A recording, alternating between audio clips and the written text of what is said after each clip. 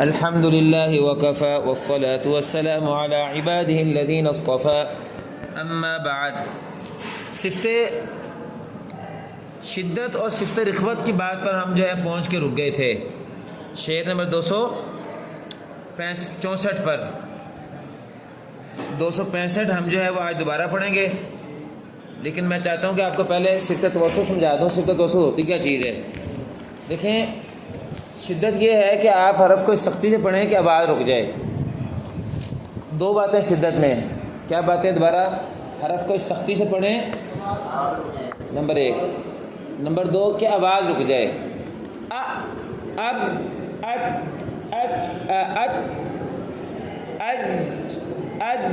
جو حرف شدیدہ میں وہ پڑھ رہا ہوں ان میں بات چل نہیں سکتی، نہیں چل سکتی. اگر آپ نے چلائی وہ یا بن جاتی ہے، قوا میں نہیں چلتی، اب کو نہیں چلتی آواز، تو یہ آواز جو ہے نہیں چلتی. تو صفت شدت میں حرف پڑھنے میں اتنی سختی ہوتی ہے کہ آواز رک جاتی ہے. دو باتیں ہیں، اتنی سختی ہوتی ہے کہ آواز رک جاتی ہے، اور رخوت میں پڑھنے میں نرمی ہوتی ہے کہ آواز جاری رہتی ہے. آؤ، ٹھیک ہے نا؟ واہ، یہ صفیر ہے، سختی نہیں ہے. اگر شدت ہوتی تو آواز رکنی چاہیے تھی. یہ صفیر ہے جس نے آپ کو اس کو سخت کر دیا. جیسے کہ اگر آپ شین کو لیں تو اش، اس میں ہمس ہے کہ جہر ہے؟ ہمس ہے، حالانکہ یہ بریتھ بیس حرف ہے. ہمس کی تعریف ہم نے کی ہوئی تھی کہ وہ حرف جو سانس پہ چلے. تو شین میں اور سین میں، شین سین کی ساری صفتیں ایک ذرا دیکھ لیں. سین اور شین میں کیا ہے؟ ہمس. دونوں میں رخوت ہے، دونوں میں استفعال ہے، دونوں میں انفتاح ہے. فرق اگر ہے تو ایک صفت میں، سین میں صفیر اور شین میں تفشی ہے. تو گویا کہ یہ جو اس سے اش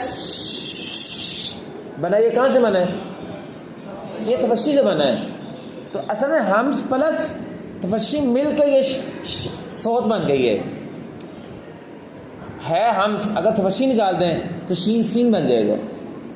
ایس ایچ ایس ایس. ہم تفشی کھل کے نہیں کر رہے، اس کو دوبارہ ہیں ذرا. ایس ایس ایس، یہ سین ہے. ایس اور ایش ایک ہی بات آ رہا ہے تقریباً. سین شین کی بات ایک ہے، یہ سانس ہے. اصل میں یہ ایش ایش سے ایش بنا، یہ تفشی سے بنا ہے. یہ صوت جو ہے نہیں ہے، یہ تفشی ہے.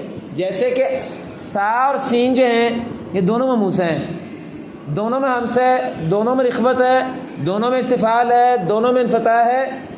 سین میں صفیر ہے، سا میں صفیر نہیں ہے. تو صفت ممیز کیا ہے؟ صفیر.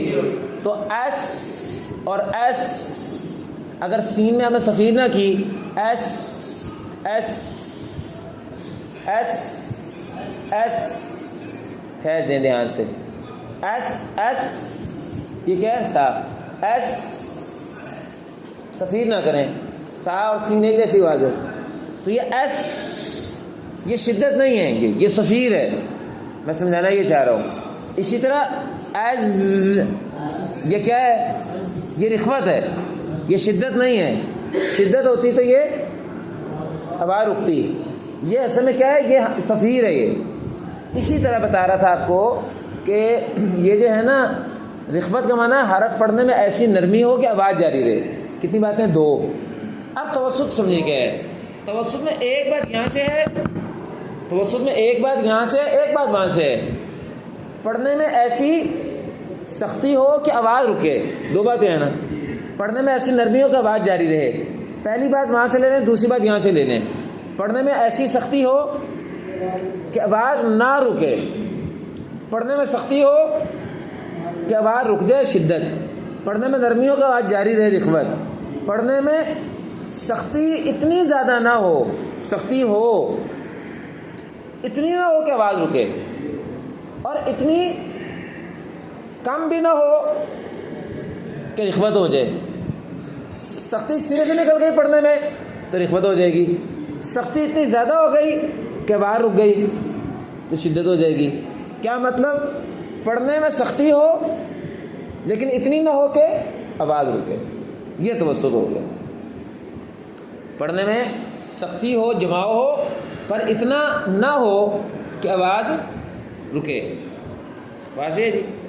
اب دیکھیں نا عین کو تا، ایک ہے تعلمون، تعلمون یہ رخوت ہوگی، الف میں رخوت ہے، اور ایک ہے تعلمون، یعنی آپ اس کو جماؤ سے پڑھیں، سختی سے پڑھیں، لیکن اتنی سختی نہ کہ آواز تعملون ہو جائے، تعملون، آواز نہ رک جائے۔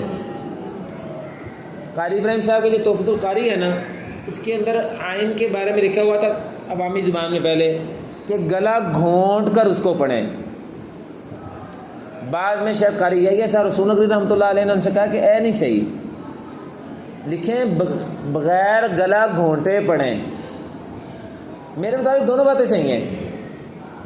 جب کرسم نے لکھا پہلے نئے طبع میں نکل کے آ گیا بغیر گلا گھونٹا پڑھیں، تو پہلے جب لکھا نا گلا گھونٹ کا پڑھیں، کرسم نے کہیں پڑھا ہوگا کسی کتاب میں، عوامی زبان میں لکھ رہے تھے نا، اس میں ٹیکنیکل الفاظ نہیں ہوتے، تو ان کا مطلب یہ ہوگا گلا گھونٹ کے پڑھیں، مطلب اتنی نرمی سے نہ پڑھیں کہ حرف رخوت بن جائے۔ تو تا تھوڑا سا یہ آواز آنی چاہیے گلا گھونٹتے والی، لیکن اتنی نہ ہو کہ آواز رکے۔ تو گلا گھونٹنا بھی ہے، گلا نہیں بھی گھونٹنا، گھونٹنا ہے 50% کہ آواز میں سختی آئے، اتنا نہیں گھونٹنا کہ آواز رکے۔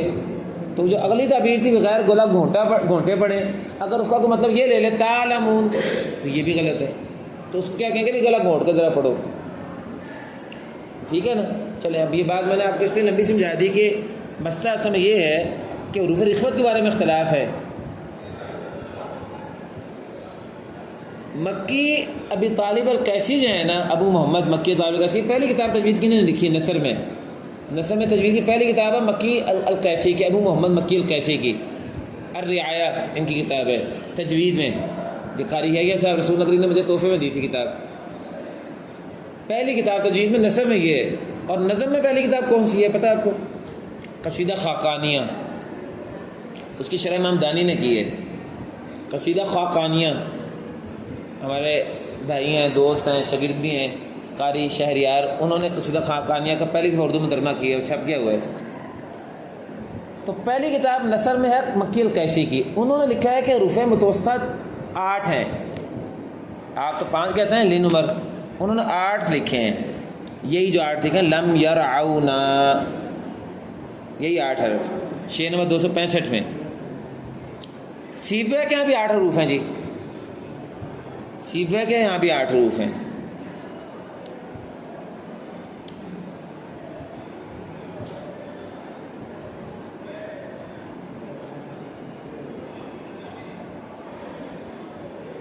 صاحب کتاب جو ہمارے ہیں مصنف، ان کے یہاں 7 حروف ہیں جی، 7 حروف، لم یرعونا، الف جو ہے ویسے نکال دیں آپ، اگر الف ڈالیں گے تو 8 بنیں گے، لیکن درر کی بات شروع میں لکھا ہے کہ یہ الف وزن شعری کا ہے، الف وزن شعری کا ہے، تو پیچھے کتنے رہ جائیں گے؟ 7، الف کو نکال ہی دیں، الف میں رخوت ہے نا، تو 7 حرف رہ جائیں گے، اس لیے وما عداها رخوة لكننا يقل في هجاء لم يرعونا، یہاں تک ہم نے پڑھا تھا۔ چلیں جی آگے، شعر نمبر 266، والانسفال في سوا هجاء قد خص ضغط ذات الاستعلاء وأحرف الإطباق من ذي الطاء والصاد ثم الضاد ثم الضاء وغيرها منفتح، یہاں لائن لگا لیں منفتح کے بعد، وغيرها منفتح ثم الصفير في السين والصاد وفي الزاي الجهير والمتفشي الشين والفاء وقيل يكون في الضاد ويدعى المستطيل واللام مالت نحو بعض الأحرف فسميت لذاك بالمنحرف والراء في النطق بها تكرير وهو إذا شددتها كثير، یہ ہے جو میں اکثر شعر پڑھتا ہوتا ہوں، وهو إذا شددتها كثير، والغنة الصوت الذي في الميم والنون يخرج من الخيشوم فهذه الصفات باختصار تفيد في الادغام والإظهار۔ بس چلیں ترما ہماری صفتیں کتنی ہو چکی تھی اب تک؟ ہم 4 ہو گئی تھی، ایک شدت رخوت ہو گئی تھی، 2 جوڑے ہو گئے تھے، اب توسط بھی ہو گئے، 5 ہو گئی نا. تو اب آئے آگے والانسفال. انسفال استفال سے ہے، وہ استفال باب استفال سے، سفلا سے باب استفال آیا ہوا ہے، اور یہ باب انفعال سے اس کو لے آئے ہیں اسی وزن کو. سفلا کا معنی نیچے رکھنا، چونکہ حروف مستعلیہ میں زبان تعلق کی طرف چڑھتی ہے تو حرف موٹا ہوتا ہے، حروف مستفلہ میں زبان نیچے رہتی ہے تو حرف باریک رہتا ہے. تو کہہ رہے ہیں والانسفال فی سوا ہجائی. صفت انسفال یعنی صفت استفعال، یہ حروف تہجی کا یہ جو مجموعہ ہے نا، قز خص ضغط، 7 حروف. ان 7 حروف کے بارے میں کہتے ہیں ذات الاستعلائی، یہ استعلاء والے حروف ہیں، یہ 7 حروف استعلاء والے ہیں. اور ان 7 کے علاوہ جو حروف ہیں وہ کون سے ہیں؟ استفعال. بس کیا مطلب؟ ان میں زبان نیچے رہے گی، اور جو استعلاء والے حروف ہیں ان میں زبان اوپر چڑھے گی. یہ زبان کی جڑ لگتی تعلق پہ تو استعلاء ادا ہوتا ہے. جی چلیں. وَأَحْرُفُ ہمارے اب ہو گئے 3 جوڑے ہو گئے ہیں، 6 صفتیں ہو گئی ہیں، یہ 7 ہو گئی متوسط ڈالو تو. وَأَحْرُفُ الْإِطْبَاقِ مِنْ ذِي الطَّاءُ. اور احرف اطباق، طبق کس کو کہتے ہیں؟ طبق، یہ جو ہوتا ہے نا گٹر کا ڈھکن ہوتا ہے نا مٹی کا بنا کے گول، اس کے اوپر پورا فٹ کر دیتے ہیں، اس کو کہتے ہیں طبق. تو جب زبان پوری تالو پر ایسے فٹ ہو جائے کہ چاروں طرف سے بند ہو جائے اور کسی طرف سے آواز نہ نکل سکے تو یہ اطباق ہے. اور چونکہ یہ صرف طا میں ہوتی ہے اس لیے طا میں شدت ہے، آواز بند ہو جاتی ہے. ضاد میں بھی یہ صفت ہے لیکن ضاد میں اطباق قوی ہے دفنے، اس لیے اس کے اندر آواز پوری طرح بند تو نہیں ہوتی، چونکہ آگے راس لسان جو ہے وہ ذرا ڈھیلا ہوتا ہے، وہاں سے تھوڑی سی وہاں سے نکل آتی ہے، اس لیے رخوت ضعیف ہے اس میں. ضا میں چونکہ ضا کا مخرج سایہ اولیاء کا کنارہ اور زبان کی نوک ہے، اطباق ضعیف ہے ضا میں، اس لیے اس میں رخوت خوب قوی ہے. اور صاد میں چونکہ ثنایا سفلا ہے، زبان کی نوک نیچے لگے، اس لیے اس میں اس سے بھی زیادہ ضعیف ہے، اس لیے رخوت اس سے بھی زیادہ قوی ہے. بلکہ عجیب بات ہے اس میں صفیر بھی آ گئی ہے، صاد میں صفیر اور رخوت دونوں آ گئے ہیں، حتیٰ کہ سانس پلس رخوت ہے، جبکہ ضا میں صفیر نہیں ہے. غلطی سے میں نکل گیا، ہمس تھا. صاد میں رخوت پلس ہمس آ گئی ہے، جبکہ ضا میں کم از کم ہمس نہیں آئی ہے، وہ جہر لیکن بار جگہ ہے نا، لیکن صاد میں جگہ اس سے بھی زیادہ اس سے ہمس بھی آ گئی ہے. تو چلیں بھی. وَأَحْرُفُ الْإِطْبَاقِ، وہ حروف جن میں ڈھکا بند ہو جاتا ہے، لفظی معنی یہ ہوگا. وہ کون سا حرف ہے؟ من ذی الطاء، من ذی، یہ من ذی کیا ہے؟ من ذی، یہ ہادی ہے نا، ہادی، اس میں جو لوگ قرأت شاذہ پڑھتے ہیں ان کو پتا کہ ہادی الشجرہ، ہادی کے بعد کبھی بھی کلمہ آ جائے نا تو کر سے کیا پڑھتے ہیں؟ بعض قرأت میں ہادی، اس میں ایک لغت ہے ہادی، ہادی کے بجائے ہادی، یہی ہادی ہا تنبیہ ہے، ذی اس میں اشارہ ہو گیا. اور وہ حروف یعنی وہ کلمات جن میں یہ 4 حروف ہوں، من ذی، من ذی، من ذی الاطباقی، واحرف الاطباق من ذی، اور حروف اطباق ان حروف میں سے ہے الطاء. من ذی کا مشارہ اللہ کیا ہے؟ الاطباق، یا حروف اطباق. اور اطباق والا حروف من ذی، ان میں سے وہ کلمات، ان کلمات میں سے الطاء طا ہے، والصاد صاد ہے، ثم الضاد ضاد ہے، ثم الواو وا ہے. ٹھیک ہے جی. ویسے اگر یوں کرتے زیادہ بہتر نہیں تھا، لیکن شاید اس میں وزن شعری کا مسئلہ تھا کہ الطاء ثم الضاد ثم الواو ثم الصاد، کیونکہ ترتیب یہ ہے جو منہ الفکریہ ملا علی قاری نے لکھی ہے نا کہ سب سے قوی اطباق طا میں ہے، اس میں سرے سے رخوت کوئی نہیں ہے. اس سے کم ضاد میں ہے، اس میں معمولی سی رخوت ہے. اس سے زیادہ جو اطباق کمزور ہے وا میں، اس میں رخوت مضبوط ہے. اس کے بعد صاد ہے، اس میں رخوت اتنی زیادہ ہے کہ ہمس بھی ہے ساتھ ہی. چلیں بارہ، لیکن وزن شعری کری الطاء اور الضاء کو ملا دیا. ہمارے 4 جوڑے ہو گئے جی.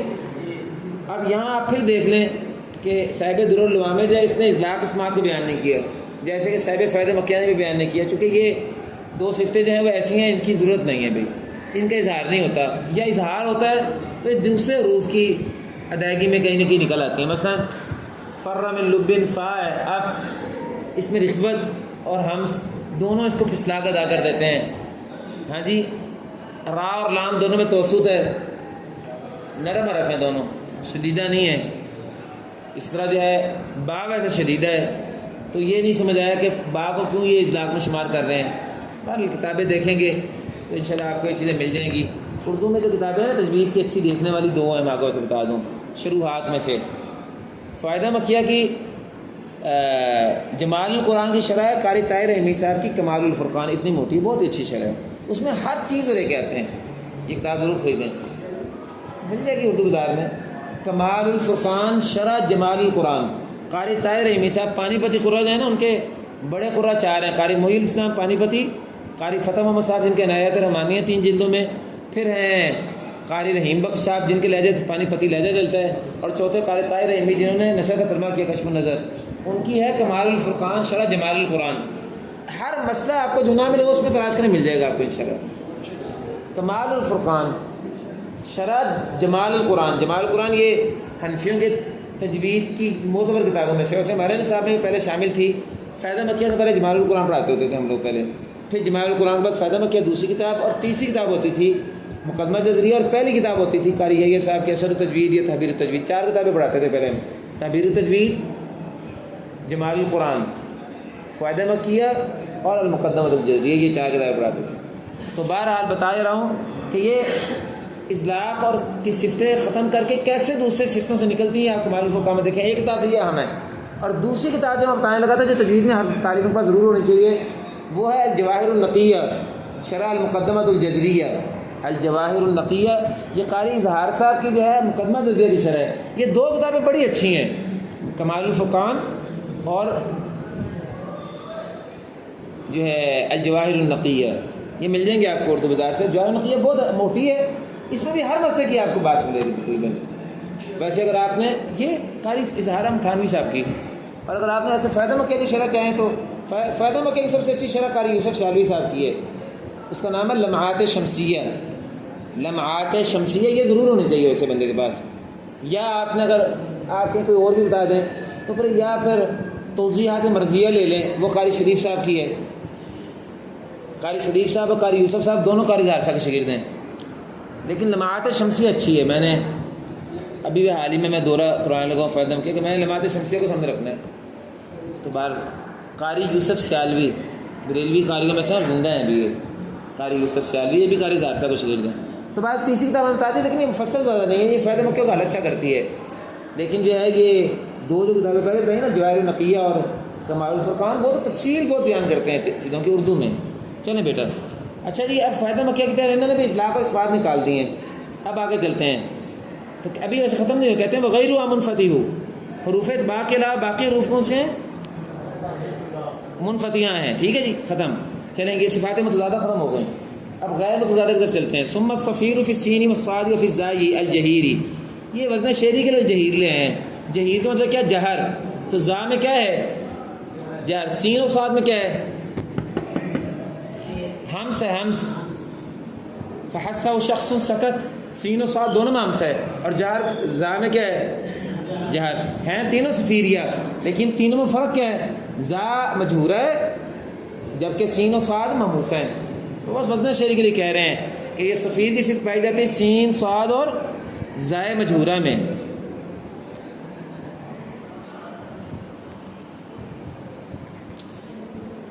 یہ میں آپ کو ویسے ایک بات بتا دوں تھوڑی سی آپ کے فائدے کے لیے، کہ یہ جو ہے نا صفت اطلاق اور صفت اسمات، اس کے بارے میں الدرر اللبامہ کی بات شروع میں ایک بات لکھی ہوئی بڑی عجیب. کہتے ہیں یہ اصل میں ماہرین تجوید کیا اضافہ نہیں ہے، یہ ماہرین لغت نے اضافہ کیا ہوا اس کا. بعض شاعری نے یہ لکھا ہے، کہتے ہیں یہ جو بعض کتابوں میں آ گئے تجویدی کتابوں میں اطلاق اور اسمات، یہ ماہرین لغت نے تو اس کو بیان کیا ہے، لیکن تجوید کی بڑی کتابیں ان کو بیان نہیں کرتی، کیونکہ یہ صفاتیں عام طور پر تجوید کی کتابوں سے لوگ اٹھا کر لکھ آئے ہیں. اس لیے جو ہے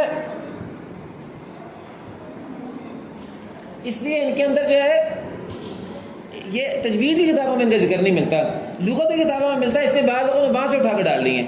اچھا ہدایت القاری قاری ابراہیم صاحب کے استاد ہیں شیخ عبدالفتاح مرسوی صاحب، انہوں نے لکھا ہے ان دونوں کے بارے میں لا دخل لهما فی الحروف، ان دونوں صفتوں کا چونکہ حروف کے اندر ادائیگی میں دخل ہی نہیں ہے، اسی لیے جو ہے ان دو صفتوں کو بیان کرنے کی ضرورت نہیں تھی، اس لیے فائدہ مکیہ میں بیان نہیں ہوئی.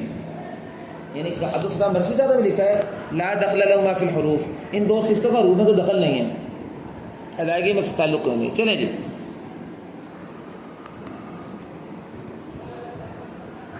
قاری عبدالمالک صاحب جو ہیں، قاری عبدالمکی صاحب جو ہے نا، قاری عبدالمکی صاحب جی فائدہ مکیہ والے ہیں، ان کے دو شاگرد ہیں بڑے، قاری عبدالمالک صاحب اور قاری ضیاء الدین صدیقی صاحب، ان کے میں بڑا اختلاف رہا ہے، اور وہ سارا اختلاف اس کی وجہ سے تھا، یہی صفت اطلاق اور صفت اسماعت کے بارے میں اسی بات کی وجہ سے. یہ لمبا اختلاف ہے، شجرۃ الاساتذہ قاری ادریس صاحب کی کتاب ہے، اس میں ملے گی تفصیل اس کی. چلیں بہرحال چھوڑیں گے، میں نے آپ کو ویسے بتا دی باتیں. ثم الصفیر فی السین والصاد وفی الزائی الجہیر. آگے والمتفشی الشین والفاء، متفشی شین میں ہے، ہاں جی، اور فا میں بھی ہے، ادھر توجہ کریں. افشاء صوت جو ہے فا میں بھی ہوتا ہے، ٹھیک کہہ لو، بلکہ نہایت قول مفید میں لکھا ہوا ہے، یہ مکی نصر جریسی کی کتاب ہے، اور یہ متاخرین میں تجوید کی سب سے اچھی کتاب ہے عربی میں. 4 کتابیں اگر آپ کہیں تو عربی کی بتا دوں آپ کو 4 تجوید کی اچھی ترین کتابیں. ایک کتاب ہے نہایت قول مفید مکی نصر الجریسی، 4 تجوید کی کتابیں ہر مکتبے میں ہونی چاہیے. جیسے اردو میں نے آپ کو 2 مفصل کتابیں بتائی نا، 2 مفصل کتابیں، تجوید میں متاخرین کے یہاں 4 مفصل کتابیں جو ہیں وہ سب سے اچھی شمار ہوتی ہیں. ہر لائبریری میں 4 عربی کتابیں ضرور ہونی چاہیے، جس میں ہر بات آپ کو تجوید کی مل جائے گی. ان میں سب سے اچھی کتاب ہے نہایت القول المفید، نہایت القول المفید، یہ مکی نصر کی ہے. ایک یہ شیخ رمضان نے بھی ہدیہ بتاتے ہوتے ہیں کہ 4 کتابیں لازماً ہونی چاہیے طالب علم کے پاس، اور قاری ابراہیم صاحب کا بھی اس سے اتفاق اور بات بھی ایسی ہے. دوسری کتاب ہے جہد المقل، جہد المقل، المقل جہد المقل لام کی شاد کے ساتھ، یہ علامہ مرعشی کی ہے، مرعشی، مرعشی یا کے ساتھ. تیسری کتاب ہے ہدایت القاری، ہدایت القاری، ابھی بتایا میں نے اس کا ذکر کیا ہے، ہدایت القاری. یہ قاری محمد ابراہیم صاحب کے استاد شیخ عبدالفتاح العجمی المرصفی رحمہ اللہ، جو مدینہ میں سیکھے 9-10 جو مصری مشائخ تھے ان میں سب سے بڑے محقق تھے، تحقیق میں سب سے آگے تھے. شیخ زیاد کے شاگرد ہیں شیخ مرصفی صاد کے ساتھ، المرصفی. ان کی کتاب ہے ہدایت القاری، 2 جلدوں میں، ہر بات آپ کو تجوید کی اس میں مل جائے گی. عربی میں مفصل کتابوں میں سے کتنی کتابیں ہو گئیں؟ چوتھی ہے فیض الرحمن، فیض الرحمن، فیض الرحمن ضاد کے ساتھ. اور یہ کتاب جو ہے فیض الرحمن جو ہے یہ شیخ عبدالدائم الخمیس کی ہے، عبدالدائم الخمیس، عبدالدائم الخمیس. یہ شیخ رمضان کے استاد ہے تجوید کے. شیخ رمضان کہتے ہیں جتنے ہمارے تجوید کا تلفظ کا ہاں عبدالدائم الخمیس، سین کے ساتھ، سین کے ساتھ. اور یہ کرسر وہی ہیں جن کے بارے میں پیچھے بتا رہا تھا نا کہ مد لین کے اندر عدم المد بالکلیہ ہوگی. ان کی شرح شادی بھی ہے النفحات الالہیہ کے نام سے، بڑی اچھی مختصر سی. تو یہ 4 کتابیں جو ہیں، بس میرے پاس 4 کتابیں موجود ہیں ماڈرن لائبریری میں. میرے پاس ویسے تجوید کی اس وقت تقریباً 600 کے قریب کتابیں ہیں مارٹوں میں، سب تجوید کی جو مختلف کتابیں میں نے جمع کی ہوئی ہیں اللہ کے فضل سے. فائدہ مکیہ کی شروعات میرے خیال میں میرے پاس 70 کے قریب ہوں گی. یہ محنت کرنے کی بات ہے. ضاد اور ظا کے مخرج کے درمیان فرق پر میرے پاس 80 کے قریب کتابیں ہیں، صرف ضاد اور ظا کے درمیان فرق پر مستقل جو کتابیں لکھی گئی ہیں. بس بیٹا یہ ذوق کی بات ہے، چیزیں اکٹھی کرتے جائیں تو پھر بنتا جاتا ہے. چلو جی، تو بتائیے رات جب بات بھول گئی تھی مجھے بات کرتے کرتے. صاحب نہایت القول مفید نے لکھا کہ ضاد میں تفشی قلیل ہے، ضاد میں بھی تفشی ہے، افشاء صوت تھوڑا سا، آؤ آؤ آواز پھیلتی کہتے ہیں تھوڑی سی آؤ. اور یہ رخوت ہے، جنہوں نے بیان نہیں کی وہ کہتے ہیں یہی رخوت ہے. اور ان کی بات کا مطلب ہے کہ تھوڑی سی معمولی سی رخوت واضح ہونی چاہیے، تھوڑی سی تفشی قلیل. لکھا تفشی قلیل ہے، تو تفشی کا مطلب شیخ ہو، اس پر اتفاق ہے سب کا. شین میں تو بہت واضح ہے، یہ صاحب کتاب نے تو آپ دیکھ لیں فا میں بھی ڈال دی ہے. اور نشر کے اندر بھی حروف تفشی 8 بیان ہوئے ہیں، نشر کے اندر 8 حروف تفشی بیان کی ہے امام الجزری نے، مختلف اقوال ہیں. لیکن یہ جہد المقیم میں لکھا ہوا ہے کہ شین میں تفشی کامل ہے، باقی جو 7 حروف جو صاحب نشر نے بیان کیے ہیں مختلف اقوال کی صورت میں، ان میں تفشی قلیل ہے، ان میں ایک بعد بھی ہے، بعد۔ چلو جی، وقیل یکون فی الضاد، آگے اقولس ادھر ہی آگے بھائی، اور کہا گیا کہ یہ تفشی بعد میں بھی ہے۔ لفظ قیلہ کا بیان کیا گیا کہ اس کے ضعف کو اشارہ کر رہے ہیں کہ قول ضعیف ہے، تو گیا حروف تفشی کتنے بیان ہو گئے؟ پھر 3 ہو گئے۔ شین، فا اور ضاد کے بارے میں بھی کہا گیا ہے، جیسے کہ صاحب نے آیت قول مفید کی بھی رائے ہے۔ چلیں آگے، وَيُدْعَى الْمُسْتَطِيلُ، اور ضاد میں کو پکارا جاتا ہے مستطیل عرب بھی۔ کیا مطلب؟ صفت استطالت ضاد میں ہے، اور استطالت کے بارے میں میں تفصیل سے آپ کو بتا چکا ہوں پہلے، اب آج ٹائم بھی ختم ہو گیا، ہم بات ختم کرنے کی طرف لائیں۔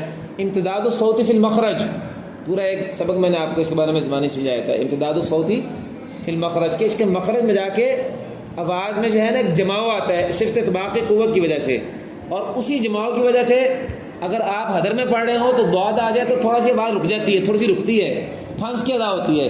اذ یوحی ربک الی الملائکۃ انی معکم فثبتوا الذین آمنوا سألقی فی قلوب الذین کفروا الرعب فاضربوا فوق الاعناق واضربوا منهم کل بنان۔ چلیں اچھا چلیں جی، کتنی صفتیں ہو گئی غیر متضادہ؟ صفیر 1، تفشی 2، استطالت 3۔ چلیں جی، اب انحراف آگئی صفت۔ واللام مالت نحو بعض الاحرف، لام بعض دیگر حروف کے مخرج کی طرف مائل ہو جاتا ہے۔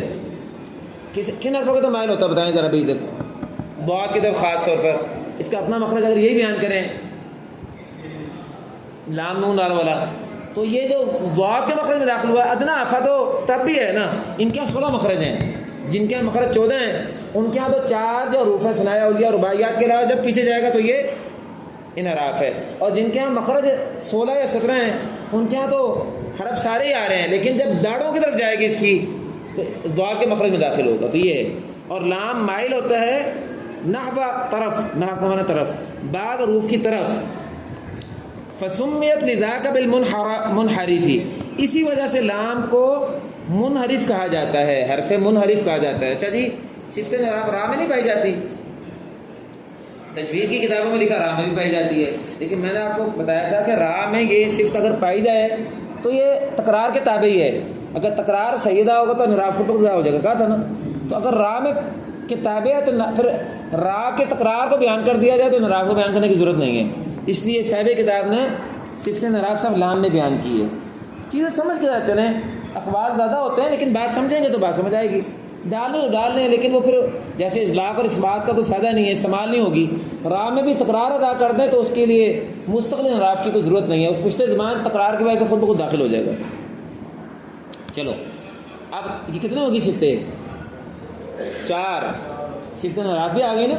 فسمیت لذاک، لام کے دوسرے حرف کی طرف مائل ہونے کی وجہ سے اس کو صفت منحرف، اس کو حرف منحرف کہا جاتا ہے۔ چلو، والراء فی النطق بہا تقریر، والراء فی النطق بہا تقریر، اور را میں اس کے نطق میں بہا تقریر، اس میں صفت تقریر ہے۔ تقریر کیا ہے؟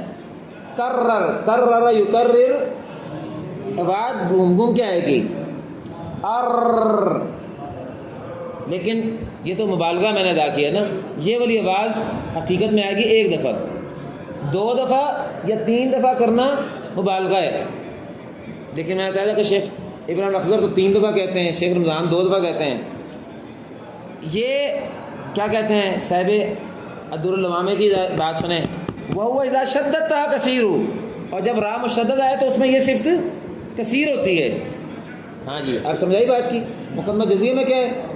وَأَخْفِ تَقْرِيرًا إِذَا تُشَدَّدُ، اور یہ کیا کہہ رہے ہیں؟ وَهُوَ إِذَا شَدَّدْتَهَا، یہ اختلاف ہوا نا۔ میں نے بتایا کہ اگر تکرار 1 دفعہ کریں پھر یہ لفظی اختلاف رہ جاتا ہے، دوسرے لوگ اس کو جو ہے وہ مشابہت تکرار کہتے ہیں، ان کے ہاں یہ ارتعاد کے معنی میں ہے، اور 1 دفعہ تکرار حقیقت میں ہو تو چلو اس کو آپ تکرار حقیقی کہہ لیں یا مشابہت تکرار کہہ لیں، بات ایک ہی ہے، لیکن بہرحال صفت تکرار ادا صحیح طرح ہونی چاہیے تاکہ صفت انحراف ادا ہو جائے۔ الرحمن الرحیم، یہ ہے کم از کم، الرحمن الرحیم، ایک دفعہ تکرار ہے۔ چلیں آخری بات، کتنی صفتیں ہو گئیں؟ 5، اور چھٹی اور آخری صفت والغنۃ الصوت الذی فی المیم، یہ ہماری تجوید کی عام کتابوں میں نا غنہ کو مخرج لکھا ہوا ہے، خیشوم نا، 5 اصول مخارج ہے نا، ان میں غنہ بھی ڈالا ہوا ہے، الخیشوم۔ فائدہ مکیہ میں غنہ جو ہے وہ صفات میں شمار کیا، اور یہ صاحب دراللوامہ نے بھی اس کو صفات میں لیے۔ والغنۃ، اور غنہ الصوت ایسی صوت ہے، الذی فی المیم والنون، جو میم اور نون دونوں میں ادا ہوتی ہے، یخرج، یہ غنہ والی آواز نکلتی ہے، صوت اس کا فاعل ہے، یہ آواز نکلتی ہے من الخیشوم، خیشوم سے۔ تو نون اور میم میں ناک کے بانسے بجا کے آواز گنگنانے کو غنہ کہتے ہیں، جیسے ان، اما۔ لیکن اتنی ہے، کئی لوگ سوال کرتے ہیں کہ غنہ اور اخفاء میں کیا فرق ہے؟ غنہ اور اخفاء کیا ایک ہی چیز ہوتی ہے؟ میں کئی دفعہ بتا چکا ہوں کہ اخفاء جو ہے نا، یہ تو نون کو اس کے مخرج میں انکمپلیٹلی لگانے کو کہتے ہیں، یعنی نامکمل لگانے کو کہتے ہیں، جبکہ اظہار کیا ہے؟ نون کو اس کے مخرج میں مکمل لگانے کو کہتے ہیں اظہار۔ غنہ اس کو نہیں کہتے، اظہار کا تعلق یا اخفاء کا تعلق تو نون کے مخرج سے ہے، غنہ کا تعلق ناک کے اندر آواز گنگنانے سے ہے۔ اسی لیے اظہار غنہ کے ساتھ بھی ہوتا ہے، اظہار غنہ کے بغیر بھی ہوتا ہے، جیسے ان میں اظہار مال غنہ ہوا ہے، اور ومن آیاتہ، ومن آیاتہ ان خلق لکم، ومن آیاتہ اظہار بغیر غنہ، ان خا اظہار بغیر غنہ، تو اظہار مال غنہ بھی ہوتا ہے، اظہار بغیر غنہ بھی ہوتا ہے، واضح ہے؟ تو بیٹا بات یہ ہے کہ غنہ جو ہے وہ اظہار میں بھی ہوتا ہے اور اخفاء میں بھی ہوتا ہے۔ غنہ اظہار غنہ کے ساتھ بھی ہوتا ہے اور عدم غنہ کے ساتھ بھی ہوتا ہے، اور اخفاء وہ صرف غنہ کے ساتھ ہوتا ہے۔ ویسے تو آپ پڑھ سکتے ہیں،